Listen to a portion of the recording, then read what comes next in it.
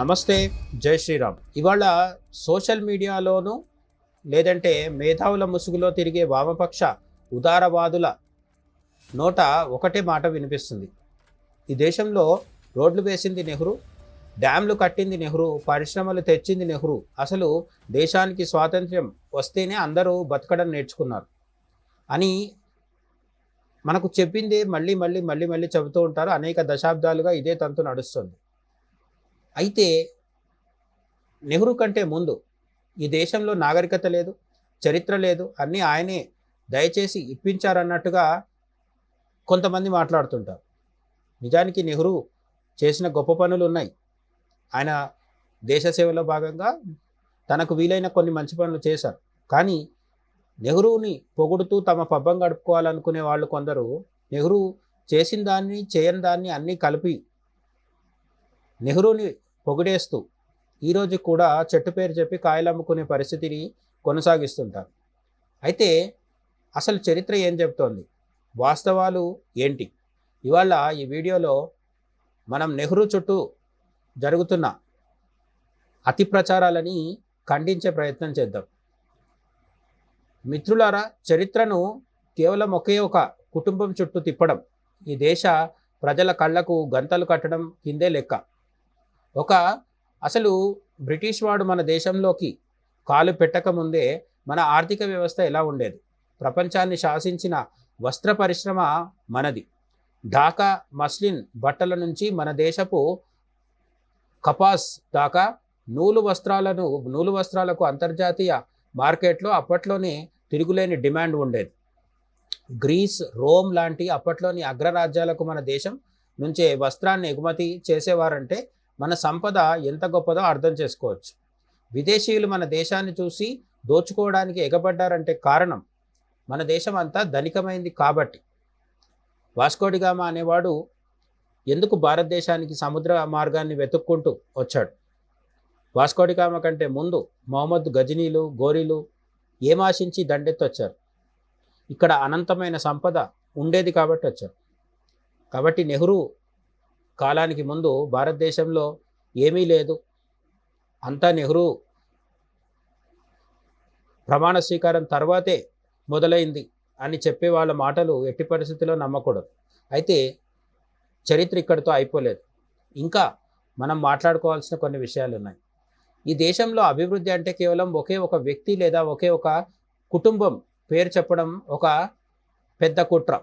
నెహ్రూ అధికారంలోకి రావడానికి ముందే ఈ దేశంలో మహానుభావులు, దూరదృష్టి గల రాజులు అనేక అద్భుతాలు సృష్టించారు. 1920లోనే మైసూరు మహారాజుల ఆధ్వర్యంలో కృష్ణరాజసాగర్ డ్యామ్ నిర్మించబడింది. మన తెలుగు రాష్ట్రాలకు సంబంధించిన నాగార్జున సాగర్ డ్యామ్తో సహా అనేక డ్యాముల గురించి ప్రస్తావన వచ్చినప్పుడల్లా నెహ్రూ పేరు చెప్పి చాలామంది అనేక భజన కార్యక్రమాలు నిర్వహిస్తూ ఉంటారు. నెహ్రూ కాలంలో కొన్ని డ్యామ్స్ కట్టిన మాట నిజమే అయినప్పటికీ అంతకంటే చాలా దశాబ్దాల ముందు 1920 అంటే బ్రిటిషర్ల నుంచి మనకు స్వతంత్రం రావడానికంటే కూడా అనేక దశాబ్దాల ముందు మైసూర్ మహారాజులు కృష్ణరాజసాగర్ డ్యామ్ అనేది నిర్మింపజేయడం జరిగింది. 1892లో శివసముద్రం హైడల్ పవర్ ప్రాజెక్టు కూడా ఏర్పాటైంది. నీటి నుంచి విద్యుత్ బయటికి ఉత్పత్తి చేసే పరిస్థితులు 1892లోనే మన భారతదేశంలో ఉన్నాయి. అప్పుడు నెహ్రూ గారి వయసు కేవలం 3 ఏళ్ళు. 1892లో నెహ్రూ గారి వయసు 3 ఏళ్ళు మాత్రమే. అంటే ఆధునిక భారతం అంటే ఎవరో ఒకరు పుట్టిన తర్వాతే మొదలైందనేది ఎంత పెద్ద అబద్ధమో దీన్ని బట్టి తెలుస్తోంది. చదువు, వైద్యం, శాస్త్ర సాంకేతిక రంగాల్లో మన దేశం ఎక్కడ ఉండేది? 1916లోనే Indian Institute of Sciences IISc బెంగళూరులో స్థాపించబడింది. ప్రపంచంలోనే తొలి హాస్పిటల్గా పేరుగాంచిన మింటో ఐ హాస్పిటల్ 1913లోనే బెంగళూరులో రూపుదిద్దుకుంది. మన దేశ శాస్త్రవేత్తల ప్రతిభ ప్రపంచాన్ని శాసించింది. అలాగే సూర్యుడి కాంతి ఎందుకు నీలంగా మారుతుందో కనిపెట్టిన మనం గర్వించదగిన శాస్త్రవేత్త సివి రామన్ గారికి 1930లోనే నోబెల్ బహుమతి లభించింది. ఇవన్నీ ఎవరి హయాంలో జరిగాయి? భారతీయుల మేధస్సుతో, స్వదేశీ స్ఫూర్తితో జరిగినవే కదా. ఇక సైన్యం అలాగే జాతీయ రక్షణ విషయానికి వస్తే నెహ్రూని సమర్థించే వాళ్ళు, నెహ్రూవియన్ సోషలిస్టులు అని చెప్పుకొని తిరిగే వాళ్ళు ఎవరైతే ఉంటారో వాళ్ళు చెప్పే కట్టుకథల బండారం కూడా బయటపడాల్సిన అవసరం ఉంది. 1947 నాటికి, దేశానికి స్వతంత్రం వచ్చే 1947 నాటికి చైనా వద్ద కనీసం బలమైన ఎయిర్ ఫోర్స్ కూడా లేదు. చైనా ఎయిర్పోర్ట్ 1949లో తయారైంది. కానీ మన దేశంలో ఎయిర్ ఫోర్స్ 1932 నుంచే ఎంతో పటిష్టంగా ఉంది. రెండవ ప్రపంచ యుద్ధ కాలంలో దాదాపు 25 లక్షల మంది భారతీయ సైనికులు తమ ప్రాణాలను పణంగా పెట్టి బ్రిటిష్ సైన్యంలో పోరాడవలసి వచ్చిన ఆ మాతృభూమి కోసం వాళ్ళు చూపిన తెగువ, పరాక్రమం అసాధారణమైనవి. మన సైనిక శక్తి పునాదులు అంతకంటే ముందే చాలా పటిష్టంగా ఉన్నాయి. ఇదంతా పక్కన పెట్టి కేవలం నెహ్రూ లేకపోతే ఈ దేశమే లేదు అని ఊదరగొట్టే వారికి ఒక్కటే ప్రశ్న. స్వాతంత్రం వచ్చిన కొత్తలో దేశాన్ని ఆర్థికంగా, పారిశ్రామికంగా నిలబెట్టడానికి పునాదులు పడ్డాయి, నిజమే. కానీ ఆ పునాదులు వేసింది ఆనాటి నాయకులు, అలాగే ఈ దేశ ప్రజల చెమట, రక్తమే తప్ప ఒకే ఒక్క వ్యక్తి కాదు. పైగా నెహ్రూ అనుసరించిన తప్పుడు విదేశాంగ విధానాల వల్ల, కాశ్మీర్ విషయంలో చేసిన చారిత్రక తప్పిదాల వల్ల, చైనాతో యుద్ధంలో ఎదురుదెబ్బ వల్ల ఈ దేశం ఎన్నో దశాబ్దాలు వెనక్కి వెళ్ళిపోయింది. హిందూ సంస్కృతిని, దేశీయ జాతీయత భావాలను అణిచివేస్తూ కేవలం ఒకే కుటుంబం గుణగానం చేసేలా చరిత్రను వక్రీకరించారు. చరిత్రను సరిగ్గా అర్థం చేసుకుందాం, కేవలం ఒకే ఒక్క వ్యక్తి దేశాన్ని తాకట్టు పెట్టినట్లుగా ప్రచారం చేసే ఈ స్వార్థపూరిత రాజకీయాలను తిప్పికొడదాం. ఈ దేశం ఏ ఒక్కరి దయాదాక్షిణ్యాల మీద బతకలేదు. కోట్లాది మంది భారతీయుల త్యాగాలు, మన సనాతన ధర్మం, మన శాస్త్రవేత్తల మేధస్సు, మన సైనికుల వీరత్వం ఈ దేశాన్ని నిలబెట్టాయి.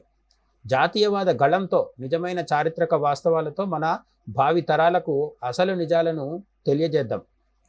భారత్ అంటే 1947 ఆగస్టు 15న ఏర్పడిన కొన్ని రాష్ట్రాల సమూహం అని కూడా నెహ్రూ కుటుంబానికి చెందిన ఈ తరం వారసుడు అప్పుడప్పుడు చెబుతూ తిరుగుతుంటాడు.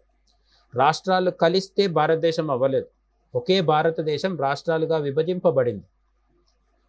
ఈ తేడాని మనం అర్థం చేసుకోవాల్సిన అవసరం ఉంది. నెహ్రూ కాలంలో కొన్ని అద్భుతమైన కార్యక్రమాలు జరిగాయి. అలాగే అంతకంటే మించి చారిత్రక విషాదాలు, చారిత్రక ఓటములు, చారిత్రక నష్టాలు కూడా జరిగాయి. ఇక్కడ సమస్య నెహ్రూ కంటే కూడా నెహ్రూ పేరు చెప్పుకొని తమను తాము మార్కెటింగ్ చేసుకుంటూ పబ్బం గడుపుకోవాలని చూసే వాళ్ళతో మనం జాగ్రత్తగా ఉండాలి. నెహ్రూ కాలంలో ఏమి జరిగినప్పటికీ అంతకంటే వేల సంవత్సరాల ముందు నుంచే భారతదేశం ఒక గొప్ప అద్భుతమైన శక్తిగా, కేంద్రంగా విలసిల్లింది. అందుకే అలెగ్జాండర్, వాస్కోడిగామా, మొహమ్మద్ గజ్నీ, మొహమ్మద్ ఘోరీ ఇలాంటి వాళ్ళందరూ కూడా భారతదేశాన్ని వెతుక్కుంటూ ఇక్కడికి రావడం జరిగింది. ఎందుకంటే India is rich, India is always powerful. మధ్యలో మనకు కొన్నిసార్లు సమస్యలు వచ్చినప్పటికీ మనం పోరాడి స్వతంత్రాన్ని పొంది మళ్ళీ ఇప్పుడు విశ్వగురువుగా ఎదిగే క్రమంలో భారత్ ముందుకు దూసుకుపోతుంది. నెహ్రూ కాలంలో జరిగిన పరిణామాల గురించి, నెహ్రూ తీసుకున్న నిర్ణయాల గురించి మీరేమనుకుంటున్నారో కామెంట్ చేయండి. ఈ వీడియోని లైక్, షేర్ చేయండి. మరో వీడియోలో మళ్ళీ కలుద్దాం. ఛానల్ని సబ్స్క్రైబ్ చేయండి. జై హింద్.